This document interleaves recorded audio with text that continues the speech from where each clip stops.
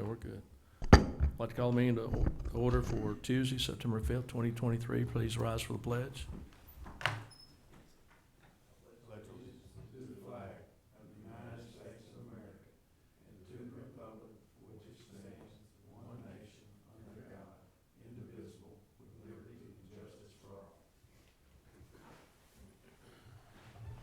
Joey Harris will lead us in prayer.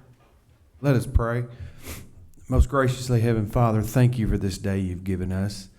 Thank you for the people that take part in this board in this city and work to serve the best that we can. Dear Lord, be with these workers that we have that take part in this city and do everything they can to help. Please, dear Lord, bless this city, this county, this state, and this country. In your name we all pray. Amen. Thank you. Next item on the agenda, roll call. Please show that we have enough here to conduct business. We have a quorum. Next item on the agenda, public comment. Anybody in the audience wish to comment? Seeing none, next item on the agenda, approval of the minutes. I entertain a motion to approve the minutes from August 7th. So moved. A motion from Vanetta Webb, second from Rick Crawford. Any discussion? All in favor say aye. Aye. Those opposed, motion carries. Next item on the agenda, unfinished business. Is there any unfinished business? Okay, under new business, Dyersburg Fire Department 2022 Annual Report. Chief Brett Sipes. Chief?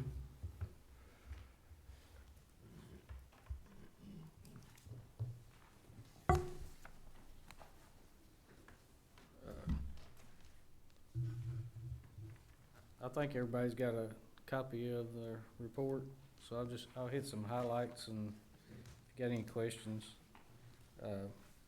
We do have 48 personnel in our operations and 6 staff members, and we are fully staffed as of right now.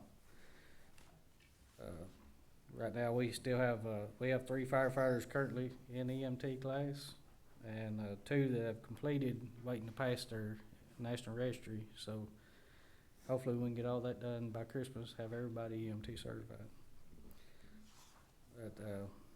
So in 2022, fire-related response, we did 777 fire-related, and EMS response in the city was 2,570. This year in 2022, we administered 37 doses of Narcan. Compared to in 21, we did 33. So it's still, our problem's still staying steady. We do fire drills in every school that's located in the city. We conducted 48 fire drills. We installed 375 smoke alarms this year. The state kind of run out of smoke detectors where we get them from, so it kind of slowed that down a little bit. We have 2 fire inspectors. One had left. We got a new one in. He just got back from school, getting him certified. But in 2022, they performed over 2,000 annual inspections. And we do commercial plans review for all new construction and remodels for all commercial. We did 90+ commercial reviews and inspected 32 industrial sites. Our training division logged over 9,300 hours of training, and I'll give you a little. In 2021, there was 141 fire deaths in the United States. Right now, we're at 57, and 2 of those are from Tennessee. So that's 23 numbers. In 2022, the state of Tennessee had 71 home fire fatalities, and we're already at 51 for 23.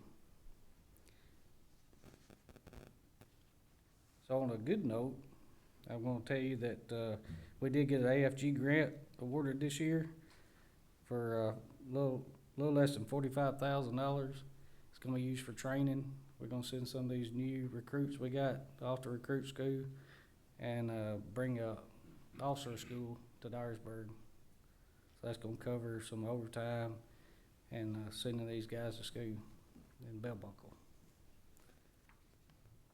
So That's kind of the highlights, if y'all had any questions over it, or? Station Two, Chief, I know you were pretty cramped over there at one time. Has anything been done to alleviate any of that? There's not really much you can do to alleviate the No cramping. moving renovations or anything like that that could help alleviate any of that? I mean, we could move personnel out of there, but it'd be it's a busy station. We have 5 people stationed out there right now. We run a rescue truck and a pumper out of there. And, they're a pretty busy station, so you need some personnel there. Renovations, I don't, we could possibly do it, it's on that hill, on Hillcrest. I mean, they're not sleeping in fumes, are they? They're not, so the way the station was designed in the 50s, so the bedroom door opens into the bay. So the trucks back in, they're gonna emit some diesel exhaust. A few years ago, I moved all their personal lockers out of the engine room. They was always in the engine room. Moved them into the bedroom, so their clothing and stuff like that wasn't getting contaminated. We have an exhaust system that hooks up to the trucks. When they start, it's supposed to kick on and blow it outside, but there's still gonna be some off-gassing of the turnouts when they get back from fires. It's always gonna be something out there. The new stations they're designing now, they don't empty right into the bay. Their bedrooms are kinda off. So, I mean, it was designed in the 50s, built in the 50s, so that's what we got to deal with right now. Okay, thank you. Chief.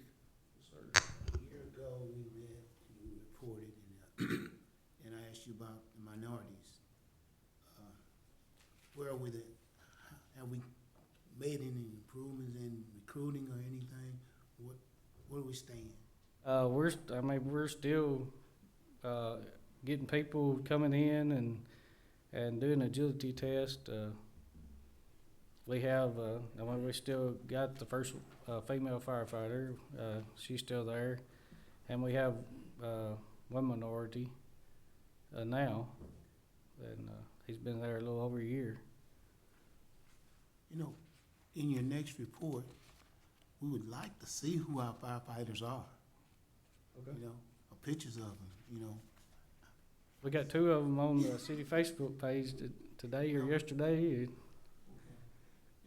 Some of us don't know them, don't have an opportunity to meet them, so it'd be nice to be able to put a face with a picture, so. I see your picture. Yes. We can go down there and see them, will it? They open 24/7. Me and fire departments don't get along. I have a phobia from them as a youth. You can come over there anytime and we'll give you a guided tour. Okay, thank you. All right, any other questions? Anybody? Real quick, Chief. First, thank you guys Yeah. for what you do. On your rescue and emergency medical service, what is that looking like as of right now? What are your numbers looking? As of 23, I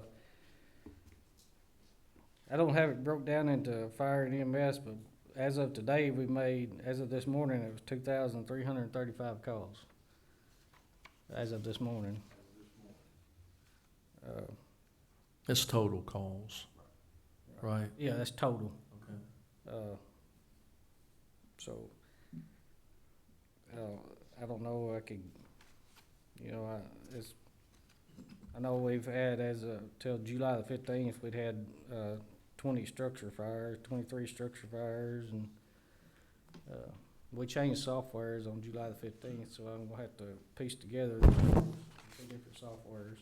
I was just wondering more about the medical situation. I know throughout the city, we've had some response time issues in some other areas, not with you guys, but just wanted to know if everything's staying up to par for you guys. Yeah, I had a copy of the, what was given to the county oversight committee, in the city of Dyersburg, I don't know if I read it in the paper, but I think it come out in the paper. They had to have a response time of 12 minutes or under in the city of Dyersburg, and they met that at 91%. Appreciate it. Chief, the two trucks the ladder truck and the pumper, you ordered back in March or April, which ones will they take the place of? They'll take the place of the 1986. Ladder truck, Ladder okay, you're truck. showing it reserve now, Yeah. but it's We use it. a main one. Well, this one will be it would be a main one. Right, but I mean, this one, will you keep it, the ladder truck you have now as reserve, or? We'll keep the 75-footer, Okay. and the other one that will rotate out into reserve, it'll be the 2006 engine. I was trying to find them. It's Okay, but we're. Smil pumper engine 3. Right, okay. That one, It will rotate into a reserve. okay. And it's still looking 24 to 27 months is still the time. I think the last time they said around February of 2025 is what they were shooting for. Chief, do you, do your people make every emergency call for medical care? We don't make everyone, it's according to what the dispatcher's Yeah. CAD codes, if they're just EMS weak or they're just weak or sick, we don't make that call unless they go into chest pain or shortness of breath or something like that.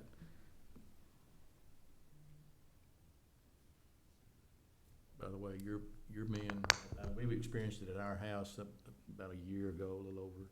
They were great. They did a great job.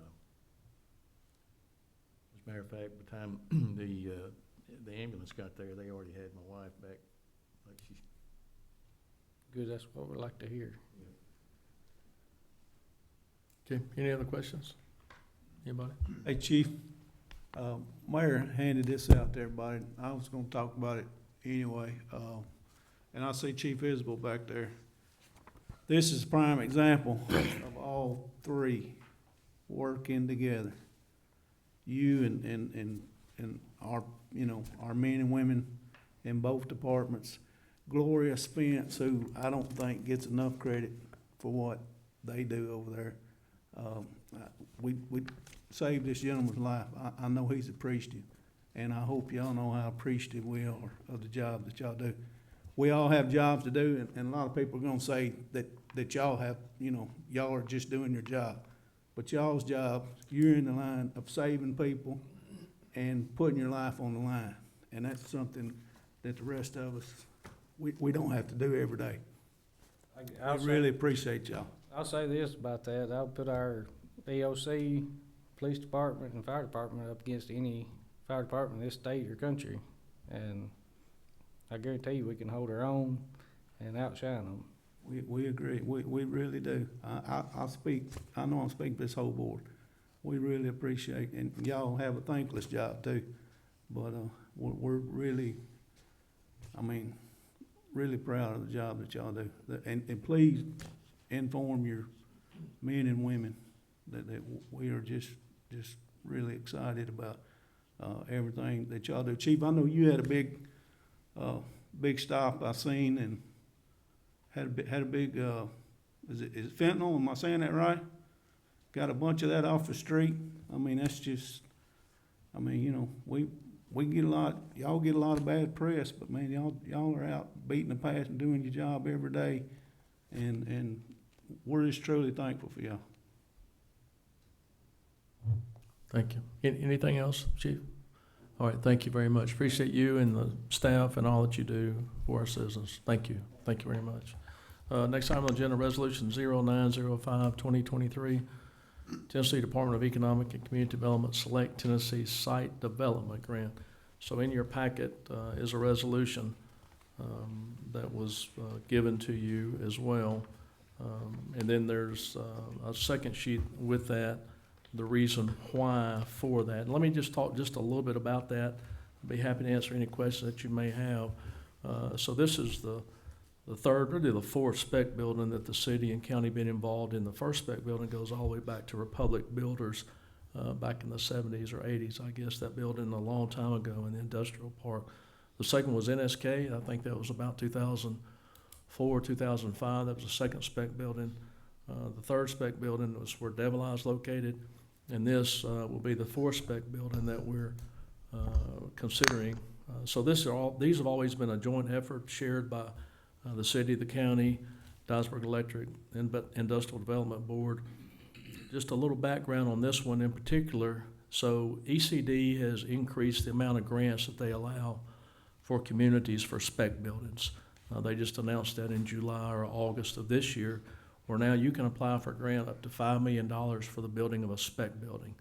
The reason they're doing that, if you read a little bit in the paper or the information from Slater, is obviously because of Ford Blue Oval City and the number of suppliers that are going to come into this area, and the state is encouraging communities to apply for these grants for spec buildings. So they're there. It will entice development and growth and put your community at an advantage over a community that does not have a spec building. This particular site is a certified site in which we've been working on over the past couple of years. There's been a TVA Invest Prep grant that was run through Dyer County government to construct a 200,000 square foot pad, and that was in the range of $450,000. Then the city of Dyersburg was fortunate to get a Select Tennessee Site Development Grant through ECD to extend the utilities. So we have a pad-ready site, we have utilities, and now with the addition of what ECD is doing to encourage spec buildings, this $5 million grant is available. One of the reasons that we're doing it this way, normally we go to a committee or whatever, but we had just finished this ECD grant. Correct me if I'm wrong, Scott. And we needed to get it closed out. We needed to have it advertised in the paper, and we needed the final check made. And we did all that last week, actually, to be able to apply for this. We had sent a letter of intent on behalf of the Industrial Development Board to ECD that we were going to apply for this grant, and then we had to get everything else done to close this grant out. So that's why we're handling it a little bit different instead of the committee system, to get that information into the state. And we feel good about our opportunity and our chances to get this grant. If you have any questions about anything, the resolution, this particular resolution is the Industrial Development Board has applied for $5 million grant, be shared through $1 million, be shared through the city, the county, Dyersburg Electric, and Industrial Development Board. That's the match that's required. Typically, it's more than that, but because this is a certified site, we only had to come up with $1 million for a $5 million building. Anybody have any questions or? The other $4 million grant, that will not have to be paid back, I mean. So No, sir, not at all. And on our portion, or the city's proposed portion, will that be budgeted for in the upcoming budget year? It will. There's 2 or 3 sources for that, from the money that we received from the federal government, possibly from economic development funds that we have, possibly from the gas fund that we can use for economic development. And I think there was some stuff reported, maybe that a comment was made that the city paid $600,000 for a grant, the last one, not a grant, but for the spec building where Devil Eye is. It's not exactly right. That was city and county both shared in that. I don't believe it was quite that amount of money. I'm not calling anybody out or anything, but we've always done that collaboratively as a community, and the banks as well that do that. So this is an opportunity for us to do this again. IDB has money, and that is kind of a revolving fund for economic development for us as we go into the future. once this site's sold, we will get 300,000 back. Is that That's my understanding, yes, sir. Yep. Do we have any time frame on when this grant will be released? I think they make the decisions in December. We'll know in December. And if we don't get the grant, then no money.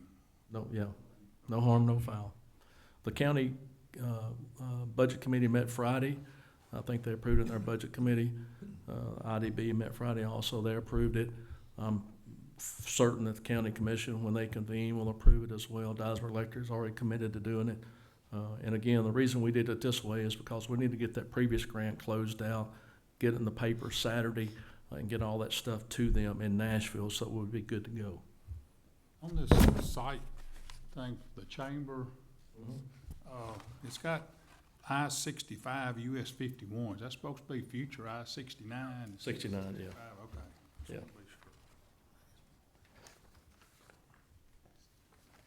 Yeah. Any other questions? All right, I entertain a motion to approve this resolution, to proceed forward with this. Motion. A motion from Ricky Hammond, is there a second? Second from Joey Harrison. Any other discussion? All in favor say aye. Aye. Those opposed, motion carries. Thank you. Next item on the agenda, bids, Greg Williams. Greg Wilson had surgery. We hope he's doing better, sanitation director. All these were approved in the budget process. There are 6 of those. We don't need to take action because they were approved in the budget. Anybody have any questions about these? All right, next item on the agenda, report from Alderman. Edward? No report. Coach Cole? Excuse me, yes. First of all, let me apologize for being late. Out of my control. But I had a phone call from a resident of Southtown, and they were wondering if the city was gonna ever do anything about lighting the park area over there, the trail. It's since the police precinct has moved, there's been a lot more activity, so, can we possibly just look at it? We can, sure. Yeah, absolutely. Anything else? No? Rick Crawford? Rick Hammond? Chief Isbell, what are we using the, new precinct out on the highway? Do we have any personnel out there? Yes, sir. We actually have quite a few out there. It's what we call the task force office. So one side is the FBI task force, the Safe Streets task force that we've been a member of for a number of years, which houses an FBI agent and the task force officer from Dyersburg, detective that's assigned there. And on the other side is our street crimes unit, and they've always worked hand in hand. So we moved both of those units to that location. Additionally, the canine officers, of course, some of those guys were assigned to the street crimes unit, and they work with them also hand in hand, and they are out there as well. The original South Precinct down in the park area, it is still housed with some functions of the department, and will actually go back to being a police precinct, a true police precinct where officers can go in and out of there to do the reports. There's limited access to the new precinct task force office on the bypass, so the officers working that particular area of town will do reports and work out of the original South Precinct off of Christie, back in that area. Okay, thank you. Yes, sir. Anything else? Soccer complex Saturday morning, invite everybody out there, 9 o'clock. Really looks good. I don't know if anybody's been out there and looked at it. That's all I got, Mayor. Thank you. Joey? No report. Vanetta? I just would like to say thanks to the folks in the city who are preparing and disseminating our press releases, particularly where we have had major successes or major information to release.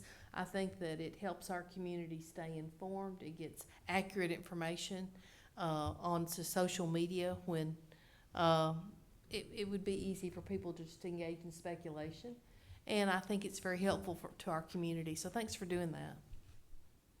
Okay, thank you. Anything else?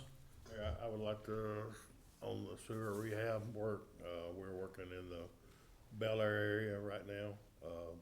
They were in the Glen Oaks area last week, Okina today, Starlight tomorrow, gonna be done. So, then they're gonna get some work on the East Court and then be moving downtown. So, wherever these guys are, it's it's gonna be congested for a few days. I mean, time we burst out the old line of tie-in, everybody's service is back, but that work's going pretty well, and I'm gonna say it's another 6 weeks out. But, then we'll get some paving done. Scott, are they through on East Court? No, sir, we're fixing to burst from just below Todd's Cafe all the way up to South Main. Probably gonna try to do that at night. Fortunately, we don't have a lot of services on that line, just the, public defender's office, I think, is the only one. The other sewers go out the back, but that's a pretty good burst down through there. So, we got some on Elm coming up, and we still got we're about halfway there right now, so they're making good progress. All right, anything else, Scott?